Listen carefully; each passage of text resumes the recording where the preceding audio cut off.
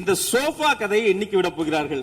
எங்கள் தலைவர் சினிமாவை விட்டாலும் அவர்கள் அட்லி என்கிறார்கள், புஷ்பா என்கிறார்கள், ஜுராசிக் பார்க் என்பார்கள் போல் இருக்கிறது. நான் ஒன்று சொல்லிக் கொள்கிறேன், இந்த 40 நாட்களும் பார்த்து விட்டேன், ஏமாற்றம் மட்டும்தான் மிச்சம் என்று அவர் சொன்னார். ஆனால் மக்கள் திமுகவினுடைய 40 நாள் அல்ல 5 ஆண்டுகளையும் பார்த்துவிட்டு அந்த வந்த ஏமாற்றத்தால் தான் இப்படி ஒரு தீர்ப்பை எங்களுக்கு வழங்கி இருக்கிறார்கள். கோயில் பிரச்சனையை முத்தமிழறிஞர் டாக்டர் கலைஞரினுடைய வசனத்தையே சொல்கிறேன். நாங்கள் கோயில் கூடாது என்று சொல்லவில்லை, கோயில் கொடியவர்களின் கூடாரமாக மாறிவிடக் கூடாது என்றுதான் சொல்லுகிறோம். மிகு புரட்சி தலைவி அம்மா அவர்கள் இதே மாமன்றத்தில் சொன்ன ஒரு வரியை சுட்டிக்காட்ட ஆசைப்படுகிறேன். இந்த மாமன்றத்திலே தமிழ்நாட்டிற்கு மின்சார தடையை அறிமுகம் செய்த திமுக எதற்கு மின்சார தடையை பற்றி பேசுகிறது என்று அவர் கேட்டார். சட்டம் ஒழுங்கு பிரச்சனையை பற்றி பேசுகிறவர்களுக்கு அண்ணா பல்கலைக்கழகம் நினைவுக்கு வரவில்லையா? ரிப்பன் மாளிகைக்கு அட்ரஸ் தெரியலையா? எப்படி போக வேண்டும் என்ற பாதை தெரியவில்லையா? தமிழ்நாடு எத்தனையோ திருடர்களை பார்த்திருக்கிறது. அலிபாபாவும் 40 திருடர்களையும் கூட பார்த்திருப்பீர்கள். அலிபாபாவும் ஃபியூஸ் கேரிய திருடர்களையும் இப்போதுதான் எங்களுடைய மின்சாரத்துறை அமைச்சர் பார்த்துக் கொண்டிருக்கிறார். யார் அந்த மேலிடம் என்று கேட்பவர்களுக்கு யார் அந்த சார் என்பது நினைவுக்கு வரவில்லையா என்பதை உங்கள் மூலமாக நான் கேட்டுக்கொள்கிறேன். கலைஞர் வண்ண தொலைக்காட்சி கொடுத்தார்கள், அந்த நாட்களை பார்க்க முடியாது. கலைஞர் வண்ண தொலைக்காட்சி கரண்ட் இல்லாம கரப்பு இல்லையா, பிளாக் அண்ட் ஒயிட்டாவே போன அந்த காலங்களை எல்லாம் மறந்து விட்டு சொன்னீங்க. கடைசியில புஷ்பா பட ஆட்சியை கொடுத்திருக்கீங்கன்னு குறிப்பிட்டு பேசியிருந்தேன். அந்த அளவுக்கு குதிரை பேரம் தொடர்ந்து நடந்துகிட்டு இருக்கு. அப்படி பேசின அப்புறமாவது நிறுத்த தலைவர்களுக்கு குதிரை பேரம் கழுதை பேரம் என்பதை பற்றி எல்லாம் பேசுவதற்கு இடமல்ல. இது ஆதாரம் இல்லாமல் எந்த பேரத்தை பற்றி பேசுவதை நான் அனுமதிக்க முடியாது. முழுக்க இருக்கக்கூடியவர்களை நான் முதல்வன் என சொல்ல வைத்துவிட்டு ஒரே ஒரு குடும்பத்தில் மட்டும் முதல்வர்கள் வந்து கொண்டிருக்கின்ற போக்கை மாற்றுவதற்காக தான் இப்படி ஒரு சட்டமன்றம் அமைந்திருக்கிறது. நான் கேட்டுக்கொள்வதெல்லாம் நீங்க இந்த மின்வெட்டு பிரச்சனையால தமிழ்நாட்டை இருட்டாக்கி முதலீடுகளை கோட்டை விட்டுறாதீங்கன்னா உங்களை எல்லாம் கேட்டுக்கொள்கின்றேன். அதே மாதிரி நம்முடைய மின்சாரத்துறை அமைச்சர் 2 நாட்கள் பொறுமையா இருங்கன்னு சொல்லும் போது எனக்கு அடுத்த 2 நாட்களுக்கு தமிழ்நாட்டில் மின்சாரம் இருக்குமா இல்லையா, இல்ல நாங்க எல்லாமே பொறுமையா இருக்கணும்னு அதை சிம்பாலிக்கா சொல்றாரா அப்படிங்கிற சந்தேகம் எனக்கு இருக்கு. இன்னைக்கு எங்க பார்த்தாலும் அறிவிக்கப்படாத ஒரு மின்வெட்டாக இருக்கு. குடும்பங்கள்லாம் குழந்தைங்களை கூப்பிட்டு சாலை மறியலில் ஈடுபட்டு இருக்கிறாங்க. சில நாட்களுக்கு முன்பு எங்களுடைய திராவிட முன்னேற்ற கழகத்தின் சார்பாக ஒரு பொதுக்கூட்டம் அம்பத்தூர்ல ஒரு பொதுக்கூட்டம் ஏற்பாடு பண்ணியிருந்தோம். அங்க எங்களுடைய முன்னாள் அமைச்சர், இப்போ சட்டமன்ற உறுப்பினர் அண்ணன் தங்கம் தென்னரசு அவர்கள் சிறப்பு பேச்சாளராக போயிருந்தார். அவர் பேச ஆரம்பிச்சோடனே கரண்ட் கட் ஆயிடுச்சு. 30 நிமிஷம் வரைக்கும் காத்திருந்து நாங்க என்ன பண்ணிட்டோம், பொதுக்கூட்டத்தை அரசுக்கு எதிரான ஒரு ஆர்ப்பாட்டமா மாத்தி, கரண்டே வரல, ஆர்ப்பாட்டமா நடத்தி முடிச்சிட்டோம். அது மட்டும் இல்லை, இன்னைக்கு தமிழ்நாட்டில் பல்வேறு இடங்கள்ல, திருவண்ணாமலையில கிரிவல பாதையில மக்கள் போறப்போ தினசரி பவர் கட் பண்றாங்க. அவங்களுடைய பாதுகாப்பை இன்னைக்கு ஒரு மிகப்பெரிய ஒரு கேள்விக்குறியா ஆக்கி வச்சிருக்கு இந்த அரசு. செங்கல்பட்டு அருகே சூனாம்பேடுல கருப்பாயி அப்படிங்கிற 75 வயது மூதாட்டி, அவங்க உடம்பு சரியில்லை, வீட்டுல வெண்டிலேட்டர் சப்போர்ட்ல இருந்தப்போ பவர் கட் ஏற்பட்டு மூச்சு திணறி இறந்து போயிட்டாங்க. பவர் இல்லைன்னு தொகுதி எம்எல்ஏ போய் கேட்கலான்னு பார்த்தா எம்எல்ஏ யாருன்னு மக்களுக்கு தெரியல. நிறைய பேருக்கு இங்க இருக்கக்கூடிய எல்லாம், நான் தவறா சொல்ல, எல்லாமே புதுமுகங்கள். நமக்கே பாரிப்பே வெளில பார்க்கும்போது ஒரு எம்எல்ஏவா இல்லையா அப்படின்னு தெரியல, உள்ள வந்தாதான் தெரியுது. முன்னெல்லாம் புயல் மழை நேரத்துல ஸ்கூலுக்கு லீவ் விடுவாங்க. ஆனா இந்த ஆட்சி அமைஞ்ச பிறகுதான் முதல் முறையா கரண்ட் இல்லைன்னு ஸ்கூல்ஸ்க்கு லீவ் விட ஆரம்பிச்சிருக்காங்க. சென்னை, பெரம்பூர் மற்றும் வியாசர்பாடியில கடந்த ஜூன் 9ஆம் தேதி அன்னைக்கு 4 தனியார் பள்ளிகளுக்கு கரண்ட் இல்லைன்னு லீவ் விட்டாங்க. முன்னாடி மழை வர்றப்பெல்லாம் ஸ்கூல் பசங்க டிவி ஆன் பண்ணி இன்னைக்கு ஸ்கூல் இருக்கா இல்லையான்னு தெரிஞ்சுப்பாங்க. ஆனா இப்பெல்லாம் டிவி ஆன் பண்ண முடியலன்னு தெரிஞ்சுக்கிறாங்க, சரி இன்னைக்கு கரண்ட் இல்லை, இன்னைக்கு ஸ்கூல் லீவ் தான் அப்படின்னு. ஸோ ஒரு மிகப்பெரிய ஒரு அட்வான்ஸ் டெக்னாலஜியை இந்த அரசு உருவாக்கி இருக்கு. எதிர்கட்சியான எங்க பொதுக்கூட்டத்துல தான் பவர் கட் ஆகுதோன்னு நான் கூட நினைச்சிட்டு இருந்தோம், வருத்தப்பட்டோம். ஆனா அமைச்சரவையில இடம்பெற்றிருக்கக்கூடிய விடுதலை சிறுத்தைகள் கட்சியுடைய தலைவரான அண்ணன் திரு தொல் திருமாவளவன் அவர்களும் பவர் கட்ல பாதிக்கப்பட்டிருக்கிறார். விடுதலை சிறுத்தைகள் கட்சியுடைய தலைமையகத்துக்கு முன்னாள் ஒன்றிய அமைச்சர் அண்ணன் திரு அமைச்சர், முன்னாள் அமைச்சர் அண்ணன் ப சிதம்பரம் அவர்கள் போயிருக்காரு. ஒரு உள்ள போனோடனே கரண்ட் கட் ஆயிடுச்சு. கிட்டத்தட்ட 1 மணி நேரம் 2 பேரும் இருட்டிலே உட்காந்து பேசியிருக்கிறாங்க. கரண்ட் வருமா வராதான்னு, ஏசி ஓடல, வேர்த்து கொட்டி 2 பேரும் பேசிட்டு இருந்திருக்காங்கன்னு அண்ணன் திருமா அவர்களே பதிவு போட்டிருக்கிறார். இந்த ஆட்சியில தமிழ்நாட்டுடைய தலைநகரத்துக்கு இதுதான் நிலைமை. பவர்ல ஷேரிங் கொடுத்த ஆளுங்கட்சியால அவங்க அமைச்சரவையில் இருக்கக்கூடிய கட்சியுடைய அலுவலகத்துக்கு பவர் கொடுக்க முடியாம இன்னைக்கு தடுமாறிட்டு இருக்கிறாங்க. ஏன் இன்னும் சொல்ல போனா 2 நாளைக்கு முன்னாடி ஆளுங்கட்சியோட ஹெட் ஆபீஸ்லயே கரண்ட் கட் ஆயிடுச்சு.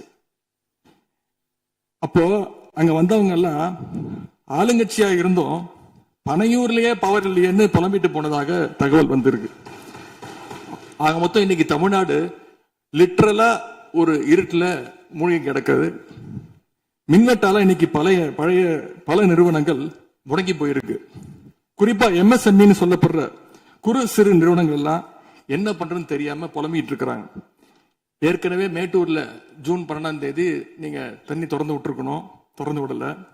மின்வெட்டால மோட்டார் பம்ப் செட் மூலமும் விவசாயம் பண்ண முடியலன்னு விவசாயிகள் இன்னைக்கு போராடிட்டு இருக்கிறாங்க. மின்வெட்டுக்கு ஒவ்வொரு நாளும் ஒவ்வொரு விளக்கத்தை இந்த அரசு சார்பாக கொடுத்துட்டு இருக்கிறீங்க. லோடு அதிகமா இருக்குன்னு சொன்னாங்க. இன்னும் ஒரு படி மேல போய் இன்னைக்கு ஃபியூஸ் கேரியர் எடுத்துட்டு போயிடுறாங்கன்னு சொல்லிட்டு இருக்கிறாங்க. இப்படி சொன்னதும் இந்த ஆட்சிக்கு வெளியில இருந்து ஆதரவு கொடுக்கக்கூடிய மார்க்சிஸ்ட் கம்யூனிஸ்ட் கட்சியை சேர்ந்த எழுத்தாளர் திரு ஆதவன் தீட்சணை அவர்கள் ஒரு பதிவு போட்டிருக்கிறார். என்ன தெரியுமா எழுதியிருக்கிறாரு?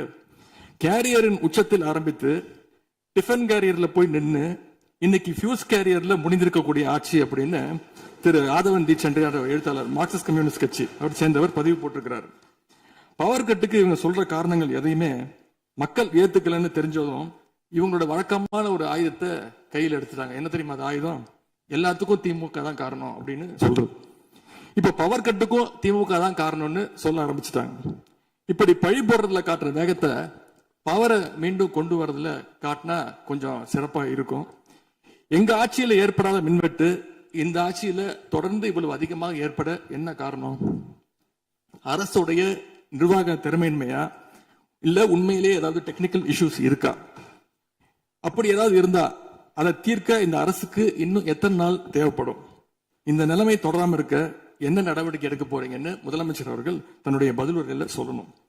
ஒரே ஒரு ஆறுதல், ஒரே ஒரு மகிழ்ச்சியான செய்தி என்னன்னா, ஆளுநர் உரையின் பொழுது சட்டமன்றத்துல பவர் கட் ஆகல. அதுக்கு இந்த அரசை பாராட்டலாம்னு நான் நினைச்சேன். அப்படி நினைக்கும் போது பாத்தீங்கன்னா சட்டசபை நிகழ்ச்சியை லைவ்ல கட் பண்ணிட்டாங்க. இன்னைக்கு லைவ்ல வந்துட்டு இருக்கா அப்படின்னு எனக்கு தெரியல, கொடுத்திருக்கிறதா சொன்னாங்க. பணு பேரவைத் தலைவர் அவர்களே, எங்களுடைய திராவிட மாடல் ஆட்சி நடந்தப்போ 5 வருஷமும் நாங்க குறுவை சாகுபடிக்காக மேட்டூர்ல இருந்து சொன்ன தேதியில தண்ணீர் திறந்து விட்டுருக்கிறோம். ஆனா புதிய அரசு ஆட்சிக்கு வந்திருக்கக்கூடிய இந்த சமயத்துல மேட்டூர் அணையில நீர் திறக்கிற அளவுக்கு அங்க தண்ணீர் இல்லை. குறிப்பா ஜூன் மாசத்துல 9.91 TMC தண்ணீரை தமிழ்நாட்டுக்கு திறந்து விடணும்னு காவிரி நதிநீர் மேலாண்மை ஆணையம் கர்நாடகாவுக்கு உத்தரவு போட்டது. ஆனா இந்த நிமிஷம் வரைக்கும் அந்த உத்தரவை கர்நாடகா நிறைவேற்றல. அதை நிறைவேற்ற முதலமைச்சர் என்ன செய்ய போறாருன்னு பதிலுரையில சொல்லணும். அதேபோல் டெல்டாவில் 6 லட்சம் ஹெக்டர் அளவுக்கு குறுவை சீசன்ல குறுவை சாகுபடி ஆகும். இந்த முறை மேட்டூர் அணையில தண்ணீர் திறக்காதனால அரசு அறிவிச்சிருக்கக்கூடிய குறுவை சிறப்பு தொகுப்பு ஸ்பெஷல் பேக்கேஜ் 134 கோடி ரூபாய்க்கு அறிவிச்சிருக்கிறீங்க. அது பத்தலன்னு இன்னைக்கு விவசாயிகள் போராடிட்டு இருக்கிறாங்க. சிறப்பு தொகுப்பு கஷ்டத்தை போக்காது, உரிய நிவாரணத்தை விரைவா அறிவிக்கணும்னு விவசாயிகள் எல்லாம் போராடிட்டு இருக்கிறாங்க. அதனால டெல்டா விவசாயிகளின் சார்பாக ஒரு கோரிக்கையை முதலமைச்சர் அவர்களுக்கு வைக்க விரும்புகிறேன். தமிழ்நாடு முழுக்க போராடிட்டு இருக்கக்கூடிய அனைத்து விவசாய சங்க பிரதிநிதிகளையும் அழைச்சு முதலமைச்சர் அவசரமாக ஒரு ஆலோசனை கூட்டத்தை நடத்த வேண்டும். காலதாமதம் இல்லாம விரைவா அந்த கூட்டம் நடத்தப்பட வேண்டும்னு கோரிக்கை வைக்கிறேன். அவங்களுடைய கோரிக்கைகளை நிறைவேற்றி கொடுக்கிறதுக்கான அனைத்து நடவடிக்கைகளையும் அரசு எடுக்க வேண்டும். விவசாயிகளுக்கு இன்னொரு பெரிய பிரச்சனையும் ஏற்பட்டிருக்கு. தேர்தலுக்கு முன்பு நீங்க சொன்ன வாக்குறுதி 5 ஏக்கர் வரைக்கும் நிலம் வச்சிருக்கிற விவசாயிகளுக்கு முழுமையான பயிர்க்கடி தள்ளுபடின்னு நீங்க தான் சொன்னீங்க. ஆனா விவசாயிகளை இன்னைக்கு சிறு குறு விவசாயிகள்னு பிரிச்சு அதுலயே நிறைய ஸ்லாப்ஸ் ஏற்படுத்தி வச்சிருக்கிறீங்க. 1 லட்சம் அளவுக்கு கடன் வாங்கி இருந்தா 5000 ரூபாய் வரைக்கும் தான் தள்ளுபடி கிடைக்கும் அப்படின்ற நிலைமையை இன்னைக்கு உருவாக்கி இருக்கீங்க. அதுக்கப்புறம் அதுலயும் ஒரு சேஞ்ச் கொண்டு வந்தீங்க. 75,000 ரூபாய் வரைக்கும் வாங்கினவங்களுக்கு முழு தள்ளுபடின்னு சொல்லி இருக்கிறீங்க. இப்போ அதுல இன்னொரு சேஞ்ச் என்னன்னா, ஒரே குடும்பத்தில் உள்ள 3 நபர்கள் வரை கடன் பெற்றிருந்தாலும் தற்பொழுது ஒரு குடும்ப அட்டைக்கு ஒரு வேளாண் கடன் மட்டுமே தள்ளுபடி செய்ய அரசாணை வழங்கப்பட்டிருக்கு. எங்களுடைய ஆட்சியில, கடந்த கால ஆட்சிகள்ல இதெல்லாம் முழு தள்ளுபடி கொடுத்திருக்கிறோம். எனவே அதையும் இந்த விவசாயிகளை இதுக்கு மேல குழப்பாம இந்த அரசு முடிவெடுக்க வேண்டும் என்று நான் கேட்டுக்கொள்கின்றேன். அரசினுடைய இந்த ஏமாற்று அறிவிப்பை கண்டிச்சு போராட்டம் நடத்தின விவசாயிகள் மேல தடியடியும் நடத்தியிருக்கீங்க. தேர்தல் பிரச்சாரத்தின் போது முதலமைச்சர் சொன்னாரு, எனக்கு இன்னொரு ஜென்மம் இருந்தா நான் விவசாயியா பிறக்கணும்னு ஆசைப்படுறேன்னு முதலமைச்சர் சொல்லியிருக்கிறார். ஆனா இன்னொரு பக்கம் விவசாயிகள் மேல தடியடியும் நடத்தியிருக்கீங்க. விவசாயியா பிறக்க இன்னொரு ஜென்மம்லாம் தேவையில்லை, எப்ப நினைச்சாலும் போய் விவசாயி ஆயிடலாம். ஆகவே வெற்று வார்த்தைகளால விவசாயிகளை ஏமாத்தாம இந்த அரசு செயல்படணும்னு நாங்க விரும்பி கேட்டுக்கொள்கின்றோம். மேட்டூர் அணையை திறக்காது, மேகதாது அணை பிரச்சனை, பயிர்க்கடன் தள்ளுபடியில ஏமாற்றம்னு இந்த ஒரு மாசத்துல மட்டும் விவசாயிகள் பல சோதனைகளை சந்திச்சிருக்கிறாங்க. இன்னும் பேரவைத் தலைவர் அவர்களே, இன்னொரு முக்கியமான விஷயம், இந்த ஆட்சியில அரசு பள்ளிகள்ல நடக்கிற கூத்தெல்லாம் பார்க்கும்போது ரொம்ப அதிர்ச்சியாக இருக்கின்றது. முன் எப்போதும் இல்லாத வகையில அரசு பள்ளிகளுக்குள்ள சட்டமன்ற உறுப்பினர்கள் போறாங்க. தப்பில்ல, போகணும், ஆய்வுகள்லாம் செய்யணும். ஆனா பள்ளி மாணவர்கள் மத்தியில மோசமான கருத்துக்களை கொண்ட பாடல்களை எல்லாம் ஒளிபரப்பி எல்லாரும் டான்ஸ் ஆட சொல்றாங்க. முதலமைச்சரோட போட்டோ மாற்றுறதோ பாடல் போடுறதோ இங்க பிரச்சனை கிடையாது. ஆனா அவங்க என்ன பாட்டை மாணவர்கள் மத்தியில போடுறாங்க அப்படிங்கிறது தான் இங்க இருக்கக்கூடிய பிரச்சனை. மாணவர்களுக்கு தன்னம்பிக்கையும் ஊக்கமும் அளிக்கிற மாதிரியான கருத்தான பாடல்களை போட்டா பரவாயில்ல. ஆனா சினிமா படங்கள்ல வர குத்து பாடல்கள், தவறான அர்த்தம் கொண்ட பாடல்கள் எல்லாம் குழந்தைகள் மத்தியில ஒளிபரப்பி அதை ஏற்கவே முடியாது. எனவே முதலமைச்சர் தலையிட்டு உடனே இதை நிறுத்தணும்னு கேட்டுக்கொள்கின்றேன். அடுத்து மிக முக்கியமான ஒரு பிரச்சனையை இந்த அரசின் கவனத்துக்கு கொண்டு வர விரும்புகிறேன். இன்னைக்கு தமிழ்நாட்டுடைய சட்டம் ஒழுங்கு நிலைமை எப்படி இருக்குன்னு செய்திகளை பார்த்தா அவ்வளவு கொடூரமாக இருக்கிறது. ஒரு மாசத்துல 200க்கும் மேற்பட்ட பாலியல் குற்றங்கள் நடந்திருக்கு. அதுல 100க்கும் அதிகமான குற்றங்கள் சிறுமிகள் மீதான பாலியல் வன்கொடுமைகள். ஜனநாயக நடைமுறைக்கு எதிராக குழந்தைகளை பயன்படுத்தி பெரியவங்க கிட்ட வாக்கு கேட்டார் என்று இருக்கக்கூடிய முதலமைச்சர். ஆனா அவர் ஆட்சியில குழந்தைகளுக்கும் பாதுகாப்பு இல்ல, பெரியவங்களுக்கும் பாதுகாப்பு இல்லைங்கிற நிலைமை இன்னைக்கு நடந்துட்டு இருக்கு. இந்த புதிய அரசு ஆட்சிக்கு வந்த ஒரு சில நாட்கள்லயே கோயம்புத்தூர்